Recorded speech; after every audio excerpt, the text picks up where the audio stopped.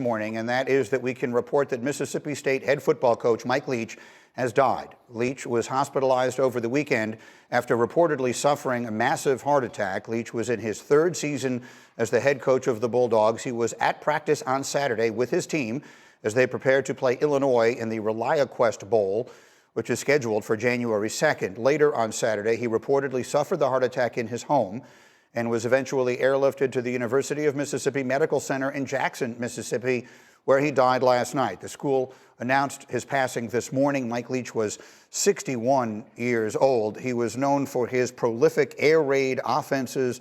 He was 158 and 107 in 21 seasons as a head coach at Texas Tech and Washington State, and then at Mississippi State. His impact on the sport can be felt in so many places, including the members of his coaching tree, which include Josh Heupel and Cliff Kingsbury and Lincoln Riley. So this sad news that we are just able to report here in the last few moments. Paul Feinbaum joins us here for reaction. And obviously, Paul, this in the southeastern part of the country will resonate, as it will all across the country. Mike Leach was a figure that so many enjoyed over the years for his wit as well as his outstanding coaching. What can we say this morning about the sad passing of Mike Leach? I think he truly, Greeny, was one of the most brilliant innovators in the history of the game. And you alluded to some of the names that he helped produce. It's an endless stream, including Lincoln Riley, who has produced 3 of the last 6 Heisman Trophy winners. The imprint of his offense is seen not only in college football, but obviously in the NFL. And he had such an interesting career, becoming the #1 team in the country at Texas Tech, and then he left there and did it again at Washington State with great teams. And it was a surprising decision a couple of years ago when he decided to leave Pullman to go to Starkville.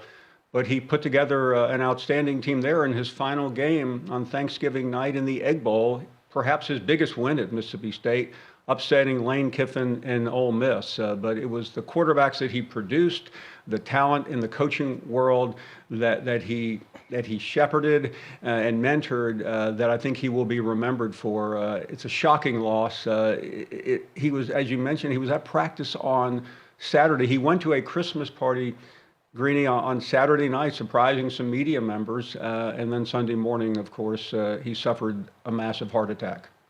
And again, we can report this morning that he has died at the age of 61. And obviously the coaching speaks for itself, and the tree, as you mentioned, speaks for itself. But he also spoke for himself extraordinarily. What I think of when I think of him are all the many funny moments, frankly. I wonder how well you got to know him during the time that he was down there. And what can you tell us about Mike Leach beyond the coach?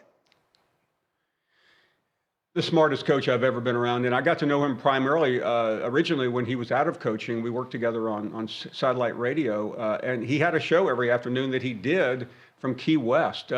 Greeny, he did not play college football, and he had a law degree. It was the most irreverent combination that we may have ever seen before. You never knew what you were getting with him, and that's not an overstatement. He was quirky, he was irreverent, he was funny. He seemed sometimes bored talking about college football. Whenever we would interview him, you just didn't know where it was going to go.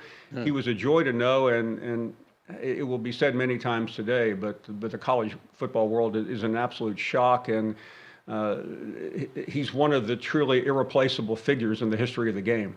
Yeah, I guess just as a final thought, Paul, what sorts of things have you been hearing from people? This does not, of course, just in 2 days it comes as an enormous shock, but over the course of the last 24 hours or so, I think that there was an expectation that this was where this may land. So what sorts of things were you hearing from the people that you've spoken to over the last few hours? I think more than anything, Greeny, records are one thing in college football or in pro football or in any sport, but the legacy that one leaves behind is what I heard from his many friends and coaching colleagues across the coaching landscape. And I think that's what you'll hear all day today and really for a long time to come in respect to Mike Leach. That's well said, Paul. We appreciate your candor today and your insight into the situation. Thank you very much. We will pause briefly here for just a moment. We'll continue to get reaction to this very sad news this morning. Mississippi State head coach, a legendary figure in the sport, Mike Leach, has died at the age of 61. We'll be back in just a moment. This is the breaking news, and it is indeed sad news for us to report this morning, and that is that Mississippi State head football coach Mike Leach has died. He was hospitalized over the weekend after reportedly suffering a massive heart attack. Leach was in his third season as head coach of the Bulldogs. He was at practice Saturday with his team as they were preparing to play a game against Illinois in the ReliaQuest Bowl, which is scheduled for January 2nd. Later Saturday, he suffered a heart attack in his home, was eventually airlifted to the University of Mississippi Medical Center in Jackson, Mississippi, where he died this morning. Mike Leach was 61 years old. We just got some insight into him and into his career and more from our friend Paul Feinbaum. And now our preeminent voice of college football, Kirk Herbstreit, is able to join us here on the phone for a few minutes. And Herbie, we so appreciate it. I wonder if you could just share with the audience that did not get to know him. We all got to see Mike Leach coaching football, but none of us got to know him individually and personally the way I'm sure you did over the many years. What are your thoughts this morning on the sad news that Mike Leach has died? Yeah, my first thoughts, of course, are with his wife and with his family. There's been so much speculation when the news broke over the weekend, and everybody's been just kind of pulling for him. And to hear the news this morning, it's just one of those things. It's tragic. It's I right away, even when I heard the news on Saturday, I've spent numerous times and hours with him talking football, and a lot of times it's hard to talk football because he has such a fun personality, and probably known as much for his quick one-liners as he is his X's and O's, but brought so much to the game. I mean, people forget, he went to BYU as an undergrad and didn't play football. He actually played rugby, but learned the game. Lavelle Edwards would let him come over and watch film with guys like Steve Young and Jim McMahon, and that's what got him intrigued into kind of the air raid offense. If you go back to those years in the late 70s, early 80s, BYU was one of the only teams to really spread people out and throw the football, and I think it intrigued him, and that's where he and Hal Mumme started to kind of create that air raid offense. And now you watch football on Saturday and even Sunday, and you see, the spread formations and air raid concepts, from time to time. So just a incredible character, a lot of fun. I think of his teams at Texas Tech, and think about he was at Texas Tech in the Big 12, and he averaged over 8 wins a year in Lubbock, which is tough to do. Had a great run at Washington State, and then decided to go into the SEC with Mississippi State, and had a good team this year. So just a great personality for the game of college football, but a very innovative teacher of the game, and a guy that will be missed on many levels. And Paul was telling us just a few moments ago, which I did not know, was that he had a law degree as well. And Paul was saying that sometimes it was difficult to get him to talk about football because he had so many other interests and so many other things, Herbie, that he liked talking about and was fascinated by, which is sometimes in a world where there is people are so myopic within the football world that may have also made him a little bit unusual. Yeah. Oh, yeah. And I'm glad you brought that up. He liked to kind of play coy and say things that made you think, what in the heck is this guy doing? What's he saying? Meanwhile, he's the smartest guy in the room. He was that guy. I was just on the field with him this year. They played Alabama just, it seems like maybe a month ago or so. And, he was, there's Nick Saban to my left.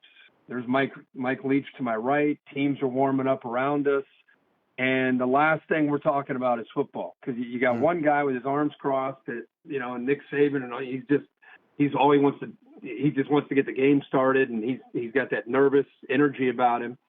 And there's Mike Leach telling some kind of silly story, and it could not be any more opposite personalities standing on the field. And I'm just sitting there kind of listening to him talk. But I think every coach, the reason you saw the outpouring of thoughts and concerns and prayers on social media is because even people that competed against him had a special place in their heart for him because of that personality that you are alluding to.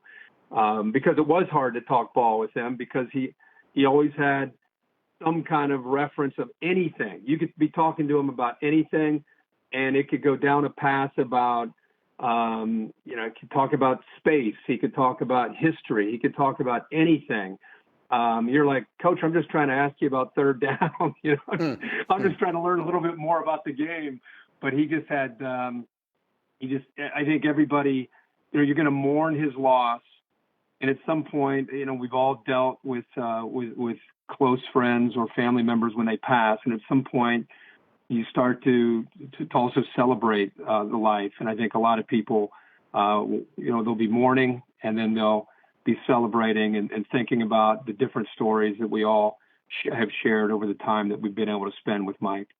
It's well said. Herbie, thank you so much for jumping in here on a sad day on short notice. And I'm sure that the games that you did with him, many of them, you were sitting alongside our friend and colleague Chris Fowler, who's good enough to jump in with us as well for a moment here. And Chris, I appreciate it so much. If you would, again, we've had Paul Feinbaum and now Herbie and now yourself, just sharing memories of a guy who seemed such an oversized personality. I mean that in only the best possible way. His wit seemed to transcend the game. What are your thoughts this morning on the sad news that Mike Leach has passed away?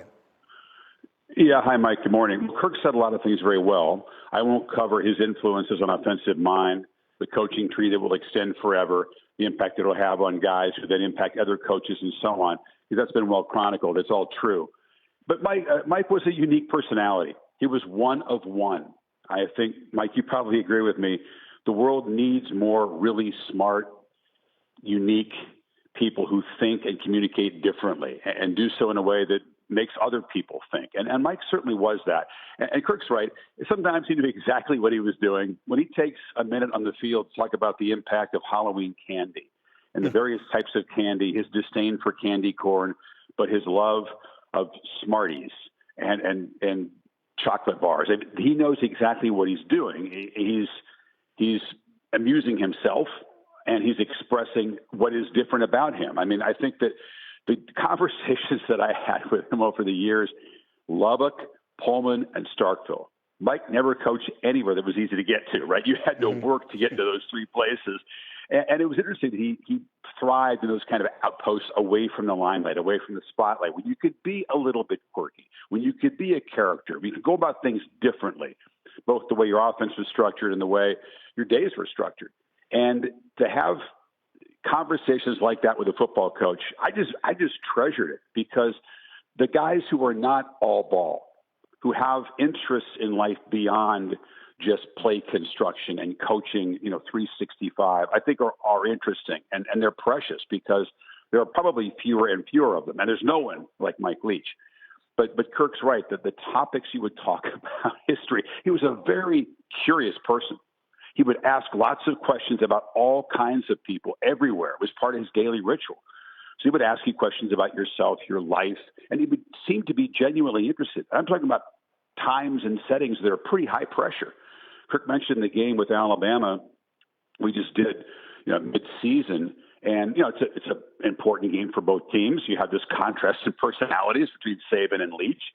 And Saban was just laughing and smiling with Leach, Saban, and myself. And you can't believe what Mike was talking about pregame. I mean, he was talking about fertility was the topic. Okay, I'll leave it there. But things like that Saban was just, he was dumbfounded. He could not believe that his counterpart was talking about things like this and making jokes, and it got Nick loosened up. But that was Mike Leach. And I will say this too, beyond the jokes and the comedy, and I think that his little humorous things on YouTube will live forever. He was a deep dude, Mike, that had suffered some tragedy in his life. Met a player at Washington State, and then again this year at Mississippi State, whose lives were lost in the most tragic possible way. It affected Mike deeply. He did not share a lot of that. He kept a lot of things inside. And I just worry, he was about my age, a year older. I worry about these coaches in a bigger picture, Mike. The job is so stressful. They don't sleep enough. They don't work out enough. They don't necessarily take care of their diet. I worry about things like that. He's gone way too soon, and I'll miss him. And there will never be another one. Beautifully said. Chris, thank you very much for joining us. Chris Fowler and Kirk Herbstreit and Paul Feinbaum with their recollections this morning of a man who will be remembered for his football acumen, and will be remembered with a smile because of his sense of humor and more. We'll pause briefly here. We'll come back with more on the news of the rest of a busy sports day. But the sad news this morning, Mike Leach has died at the age of 61. We'll be right back.